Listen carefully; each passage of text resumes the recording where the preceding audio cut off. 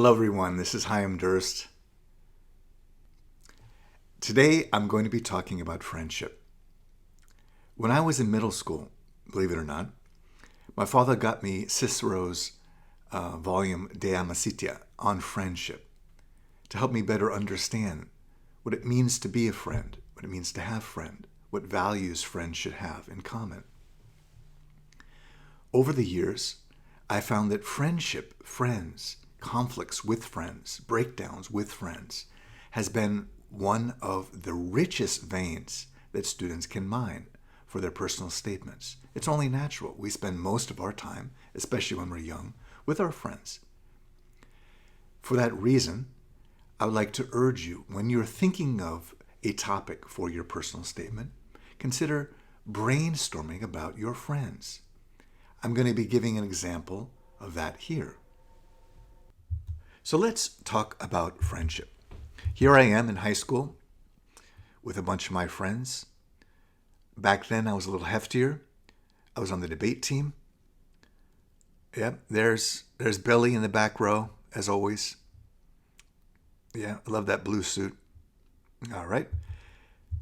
Friends can shape us more than any other factor in our lives. Why? Well, they help us grow, and they act as a mirror. Often we need to have an image of ourselves reflected back to us for us to see ourselves clearly. We don't know ourselves. We don't know our weaknesses, our strengths until someone says, wow, this is your weakness. This is your strength. They may not say that directly, but they may convey that in other ways. We often turn to our friends for any number of emotional, intellectual, and physical reasons. Think of the ways that you've affected your friends and that they've affected you, both positively and negatively. When was the most challenging time that you dealt with a friend? Often friends know us so well that they can push our buttons in ways that even our parents can't. When was your friendship stretched to the breaking point? Did they do something or say something that threatened you? Did they put your friendship at risk? How did you respond to that threat? That response often shows your character, shows your personality, and shows your way of thinking. Again, I don't want you to focus on the incident. I want you to focus on how that event, how that relationship shaped you. I've worked with hundreds of essays that have dealt with breakups, with strains, with heartbreaks, with betrayals. Again, you're not focusing on the event itself, but on how it shaped you. And you're not trying to put anyone down or trying to make yourself look good. You're trying to show how you grew through the experience.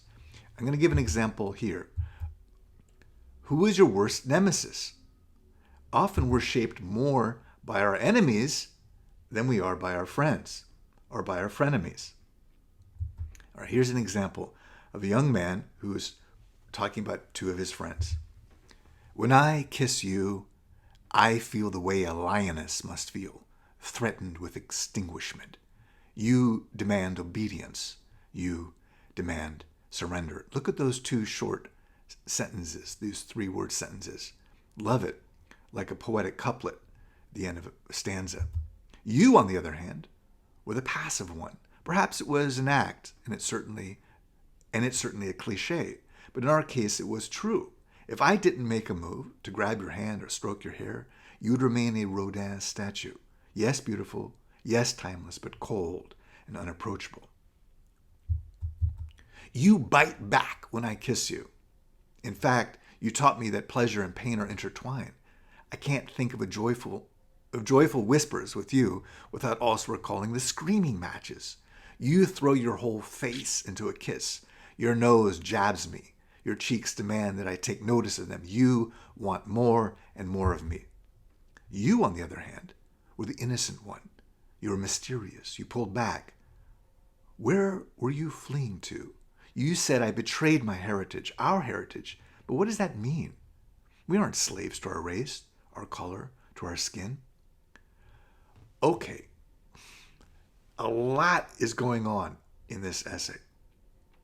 This person clearly has had or currently has two girlfriends and is relating to them very differently. They're shaping his persona, his character in ways that are allowing him to grow.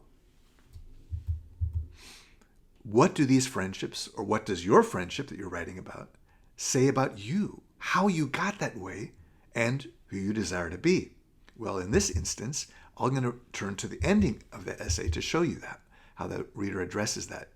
Each of your kissing styles, each of your love, has become a part of me. I've become a man with explosive energy, balanced with patience and meticulousness. I've become a free man, yet faithful and loyal. I laugh more, but I've learned to value and enjoy solitude and meditation. A cultural wall has fallen down in my mind, yet I'm still painstaking in what I open up to. I've come to embrace my own culture and respect that of others. You've both expanded my capacity to love. So in conclusion, just looking at this essay, he's saying how balanced he's become. He's more patient, but he's also meticulous. He's meditative. He's modern yet traditional, free and loyal. He's committed to growth. So he's balanced, committed to growth. Those are the very elements that the admissions officer is looking for. Yes, it is a very unconventional essay, and I don't necessarily urge you to write about romantic relationships. I think this is safe enough to write about. It's not very graphic. But these relationships allow the reader to get a deeper understanding of who you are, how you get that way, and who you desire to be. How a friend shaped you is far more important than any details of the relationship. Again, I urge you to show humility and vulnerability.